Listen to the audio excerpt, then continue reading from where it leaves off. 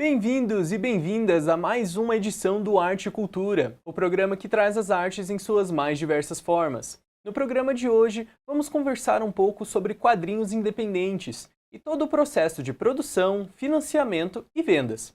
Para isso, convidamos a quadrinista curitibana Mili Pampucci. Além disso, teremos a nossa tradicional agenda cultural da semana. Então não sai daí!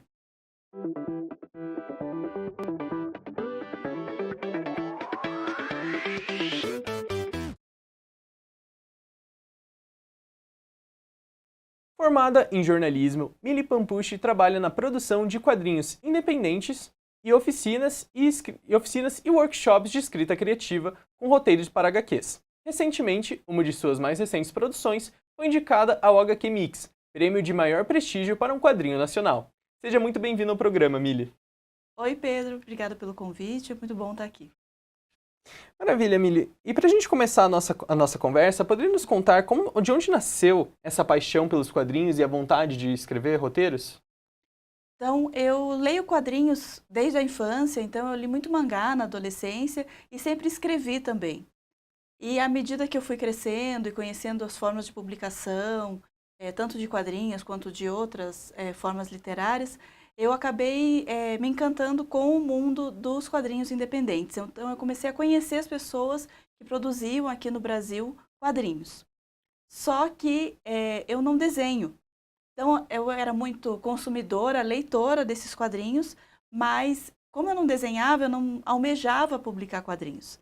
Aí, quando eu comecei a conhecer tantas pessoas que produziam aqui no Brasil esses quadrinhos, eram ilustradores e estavam nessa efervescência mesmo do mercado independente, eu pensei assim, poxa, eu posso escrever quadrinhos e trabalhar em conjunto com essas pessoas.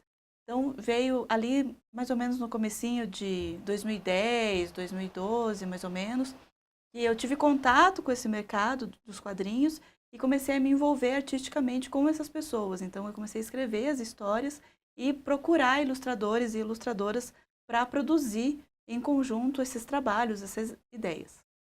Maravilha. E você poderia contar para o nosso público como é a realidade de trabalhar com quadrinhos independentes e como é todo esse processo de produção? Olha, cortando bastante a história, é um trabalho muito mais trabalhoso do que difícil, porque a produção do quadrinho ela tem várias etapas e várias decisões que a gente tem que tomar ao longo dessa produção, sejam elas criativas ou da viabilidade desse projeto, né? Se esse projeto vai ser impresso, se ele vai ser digital, como que ele vai ser financiado. Então, são várias etapas que tornam o trabalho longo, né, diferente da produção, por exemplo, de um livro em prosa, né, um livro de contos ou um romance, que é um trabalho muito mais dependente desse autor. Então, eu costumo brincar que produzir uma história em quadrinhos, quando você é roteirista e não ilustra, entrega esses trabalhos para outras pessoas ilustrarem, é como uma banda. Então, você necessariamente trabalha em equipe para fazer aquele projeto acontecer.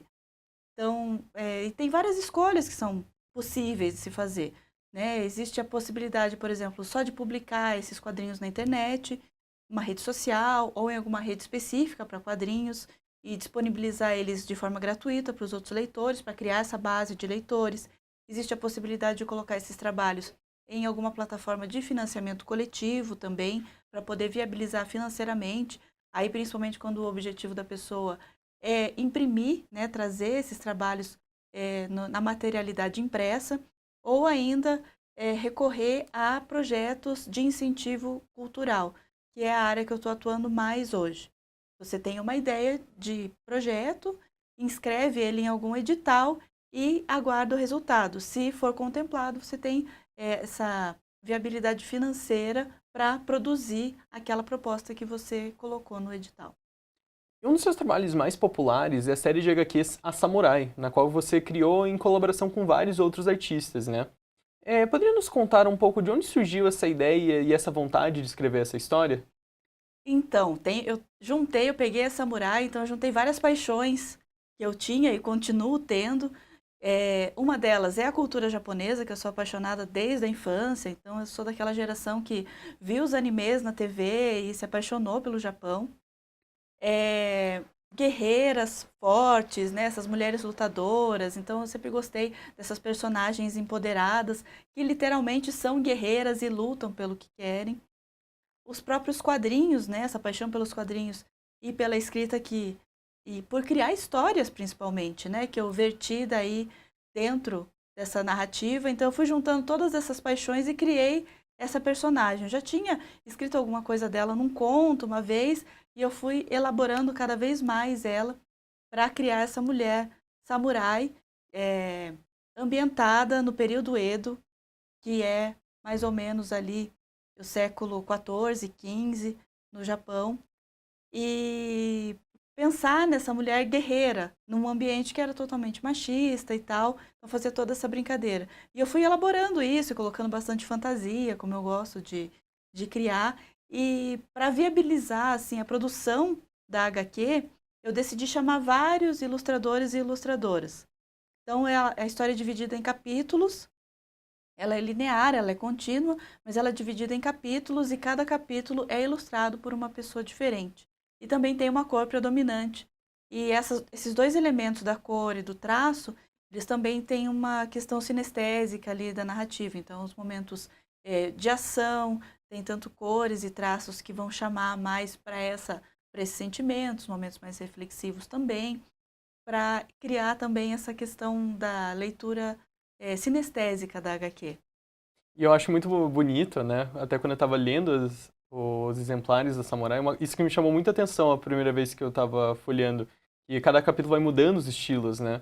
Tem alguns estilos que são bem harmoniosos e bonitos, que parece que você está folheando um desenho quase, um desenho animado. Em outros que tem um traço bem rebuscado que parece vindo direto de um mangá, né? Eu acho muito interessante essa mistura de estilos que ficou na Samurai e particularmente eu achei que ficou muito bonito mesmo. Ah, obrigada. E é resultado exatamente desse momento que eu tive esses primeiros contatos com o mercado de quadrinhos independentes e eu vi que tinha uma profusão de traços. Eu falei, eu quero trabalhar com todas essas pessoas. Então tem desde a Mika Takahashi, por exemplo, que vai ilustrar a Samurai com técnica de sumiê, até por exemplo, o Guilherme Met também, ele mistura, né, o tradicional com o digital, mas vamos pensar no Leonardo Maciel, que ele vai só no digital e é um traço super cartoon. Então tem desde esse traço que é bem mangá, o traço cartoon, tem os misturados. Então ele é resultado desse momento que eu fui conhecendo as pessoas, mesmo do meio dos quadrinhos. Uhum. E você mencionou antes que um dos meios de viabilizar a produção de quadrinhos independentes é através do financiamento coletivo. Você já usou o financiamento coletivo algumas vezes, inclusive na Samurai. Poderia contar pra gente como é o processo de desenvolver uma campanha de financiamento coletivo? Então, o financiamento coletivo é esse momento, né? Eu tenho uma ideia e eu coloco essa ideia numa plataforma. Tem várias plataformas hoje. Eu usei bastante a plataforma Catarse. Então, você coloca nessa plataforma o seu projeto, descreve ele e começa a divulgar, sair em busca de pessoas interessadas a apostar na sua ideia com você. Ou seja, a investir financeiramente nessa ideia em troca de, num futuro próximo, receber esse material, que no caso é uma história em quadrinhos e mais algumas outras recompensas, né? A gente chama esse pacote de brindes que a gente envia para os apoiadores dos nossos projetos de recompensas. Então tem algumas etapas, tem a primeira essa elaboração desse projeto e junto com a elaboração do projeto, a construção dessa base de leitores. Que você pode ter uma base de leitores já, ou você pode construir ao longo da campanha. Através de redes sociais, e-mail marketing, até impulsionamento nas próprias redes sociais. Então você sai em busca, boca a boca, né? Você sai em busca dessas pessoas que estão dispostas a basicamente te dar dinheiro para você realizar o seu projeto. E é bem interessante pensar nisso, num sentido para quem tem vontade de fazer. Acho que a grande chave que a gente tem que pensar é até que, né, fazer uma autoanálise ali, uma autoavaliação para pensar, beleza, eu quero fazer um projeto, eu já fiz pelo menos 8 campanhas no Catarse. Eu quero fazer um projeto e eu preciso, digamos assim, para fazer um quadrinho, fiz todo o orçamento, né, que isso é muito importante. para fazer o quadrinho do jeito que eu sonhei ele, com o número de páginas, capa dura, imprimir, enfim, fiz todo o orçamento bonitinho. Eu vou precisar, digamos assim, de 50 mil. E fazer essa autoanálise no sentido, será que eu consigo reunir apoiadores suficientes para juntar 50 mil? Ou talvez, dependendo do momento que o artista está, pensar numa campanha mais enxuta, ou pensar também no próprio projeto, na natureza do próprio projeto, para fazer esse tamanho, né, mesurar o tamanho da campanha. E assim, você determina, existem duas formas básicas de se fazer campanhas pontuais, que são essas campanhas que eu tenho uma ideia e eu quero pedir dinheiro para realizar esse projeto. Que a forma de, tipo, eu coloco um prazo, estipulo um prazo, que dentro do Catarse é no máximo de 60 dias, e se eu não juntar o valor que eu estou pedindo dentro desse prazo, o dinheiro é devolvido para os apoiadores. E tem a forma flexível. Eu posso querer esses 50 mil, mas se eu juntar R$1.000, por exemplo, eu vou receber esses R$1.000 e eu tenho que entregar essas recompensas independente do valor que eu juntei para todo mundo que apoiou. Então, existem essas duas formas. Na versão flexível, eu não tenho um prazo também tão rigoroso para juntar o dinheiro. Ele pode ser estendido de uma forma bem fácil, assim. E daí também tem as campanhas por assinatura que as pessoas podem fazer, né, que elas são contínuas. São essas contribuições mensais bastante comuns hoje, né, em várias áreas, né, de criação de conteúdo. Uhum. Mas é bem legal assim pensar nessa coisa da campanha. Então, se eu vou fazer a campanha tudo ou nada, que é essa campanha que eu tenho que conseguir aquele valor que eu pedi, é muito importante pensar na divulgação. Então, nessa continuidade da divulgação, independente de quantas pessoas tem dentro do projeto, quem propõe, digamos assim, que é a pessoa que está conduzindo o tempo inteiro aquela campanha. Então, essa coisa da divulgação hoje, para o artista independente, rede social e estar presente, tanto nas mídias quanto em eventos presenciais, é essencial para as pessoas saberem, olha, essa pessoa está fazendo alguma coisa, eu tenho interesse em apoiar esse trabalho dessa pessoa, e aí sim, você vai juntando essa base de leitores, essas pessoas que acompanham o seu trabalho. E a gente mencionou anteriormente que uma das suas HQs mais recentes foi indicada ao HQ Mix, né? Poderia comentar mais pra gente sobre esse projeto das Arrojadas? Então, a HQ Arrojadas, ela é fruto de um projeto de lei de incentivo. Então, a Gibiteca de Curitiba tem um edital de quadrinhos e todo ano sai pelo menos uma edição desse edital. E são mais ou menos 6 ou 7 contemplados, varia bastante por edição, né, por ano, né, pela verba pública que existe. E essa HQ foi produzida no ano passado, ela foi lançada em 2023, e é uma HQ de resgate histórico. Então, a proposta é pegar histórias de mulheres que foram pioneiras nas suas áreas, que atuaram aqui em Curitiba, e trazer para a linguagem dos quadrinhos essas histórias. Então, é uma HQ para leitura de todas as idades, ela teve uma distribuição, inclusive, nas escolas municipais de Curitiba. Foi lançada na Bienal de Quadrinhos. E eu inscrevi ela no HQ Mix exatamente assim, porque é quase um momento de celebração ali, né? O troféu HQ Mix, ele existe desde 88 e ele é um prêmio bastante importante na área de quadrinhos, né? Premiou várias pessoas, ele é bastante tradicional. E foi assim, para mim e para Amanda Barros, que é a ilustradora, que já foi a vitória ter uma HQ que a gente produziu assim com muito carinho, mas com esse intuito mesmo de divulgar e trazer a público e até trazer essa leitura mais facilitada, mais acessível dessas histórias dessas mulheres, ter essa HQ indicada dentro do prêmio. Para nós já é a vitória, porque assim a visibilidade que essas histórias vão ter tem dois lados, né? Tanto a visibilidade que as histórias vão ter a partir de agora aumenta, quanto a certeza de que valeu a pena contar essas histórias. Então, para a gente isso foi muito importante, chegar e estar nessa lista de indicados. Você poderia comentar pra gente também suas outras obras, as outras HQs que você já produziu também? Então, começando pela Samurai. A Samurai, inclusive, que a gente estava comentando, foi minha primeira HQ. Foi lançada no final de 2015 no Festival Internacional de Quadrinhos. Depois dela, eu deixei... A princípio, eu não tinha pensado nisso, em fazer uma série de HQs, mas eu deixei um final fechado. A HQ teve uma boa receptividade, então, além do lançamento, então, ela foi colocada numa campanha no Catarse. E ela, na época, foi distribuída nas bancas. Então, teve uma tiragem bem legal e uma distribuição muito boa também no Brasil inteiro. E daí, vendo essa repercussão, eu decidi continuar a história da Mitico e fiz uma trilogia. Daí eu lancei o segundo volume em 2016. O terceiro volume eu lancei em 2022. E no meio do caminho eu fiz um spin-off dessa história. Foi lançado em 2017. Então, a Samurai tem 4 volumes até o momento.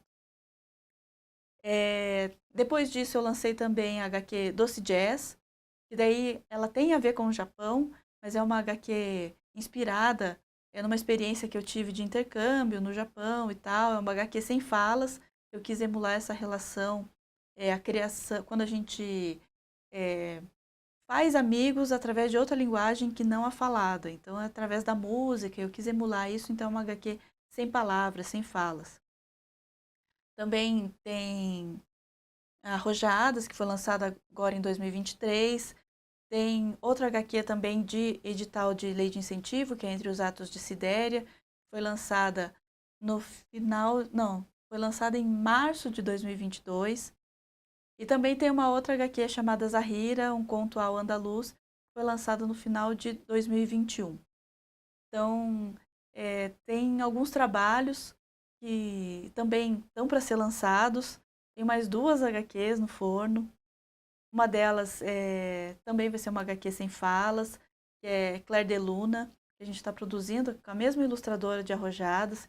E daí eu também peguei uma experiência pessoal e transformei na HQ, que é a minha relação com a minha cachorrinha Poodle.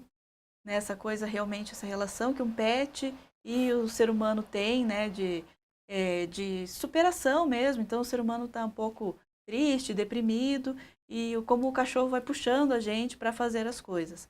É uma HQ também que passa por toda a vida dessa cachorrinha e tal. Está em produção e ela também foi contemplada num edital de lei de incentivo. E o segundo volume de Arrojadas. Então, a gente vai produzir do ano que vem Arrojadas 2, para resgatar mais 6 histórias na linguagem dos quadrinhos. Que bacana. Gostaria de perguntar agora, como você relaciona a sua formação como jornalista com a produção de quadrinhos? Então, a comunicação, ela é uma área bastante viciante, né, num bom sentido, porque a formação de jornalismo, ela me deu uma visão de mundo, como tratar as informações. Então, tanto como uma pessoa que recebe as informações, né, como a espectadora mesmo, como as informações são tratadas para que elas cheguem até mim, e o caminho inverso também, como tratar as informações, então selecionar o que eu quero dizer para construir esses meus textos, construir essas narrativas. Então é uma coisa que, a partir do momento que você começa a treinar e começa a perceber essa questão toda da informação, e tudo querendo ou não, informação, dentro de uma narrativa, a gente faz determinadas escolhas com base em pesquisa e com base nas informações, nas coisas que a gente quer contar. E isso me ajudou muito a ter uma visão mais clara do mundo. Então, e quanto mais eu vou pesquisando, mais eu vou lendo, mais eu percebo que a comunicação, ela é parte do meu trabalho, muito forte.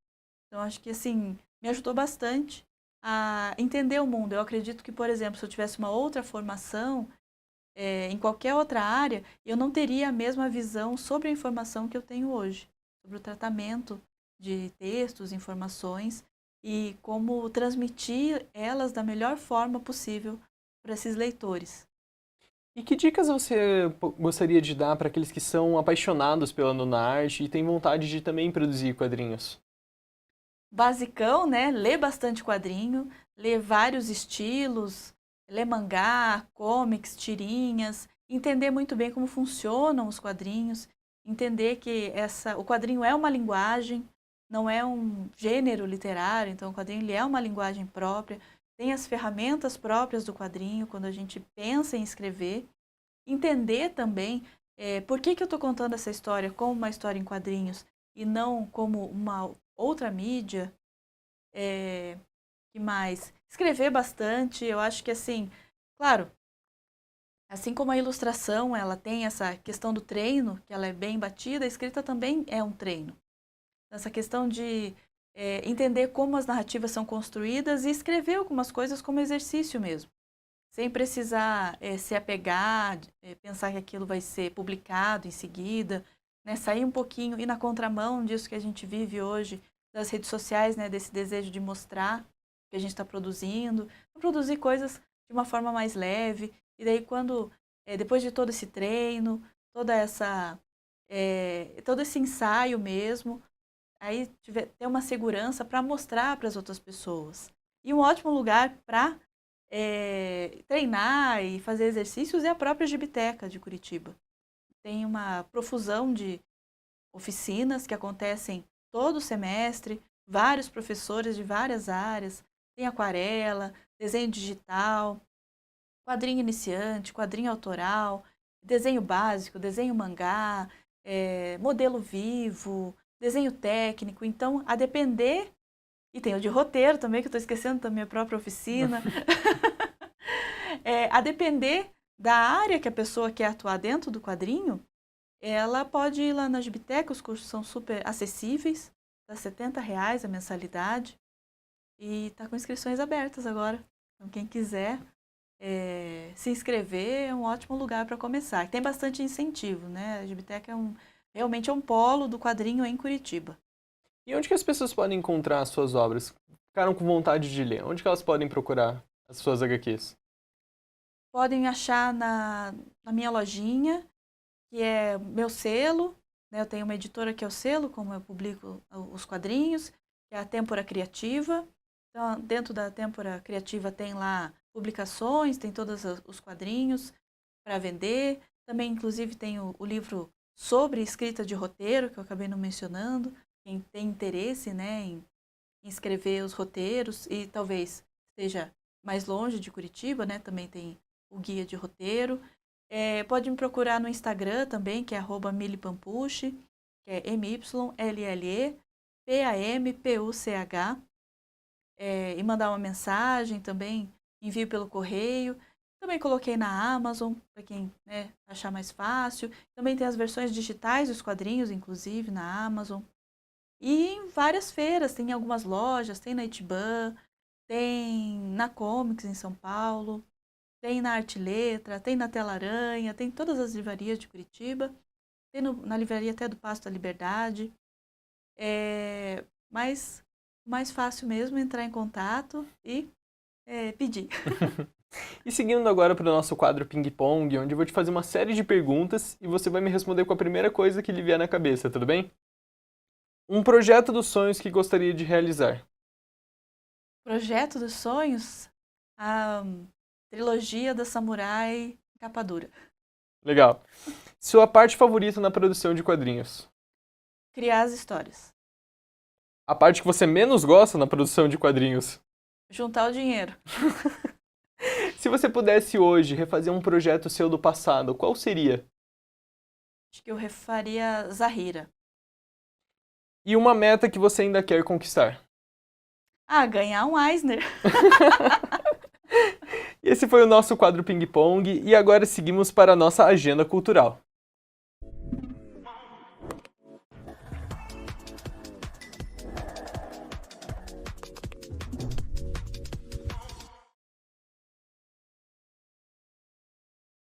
E abrindo a nossa agenda cultural com a 12ª edição do Novíssimo Cinema Brasileiro, que tem ocorrido em São Paulo, promovendo sessões gratuitas de filmes nacionais na cidade universitária e no Centro Maria Antônia, das 16 às 19 horas nos dias de semana e das 16 às 18 nos fins de semana.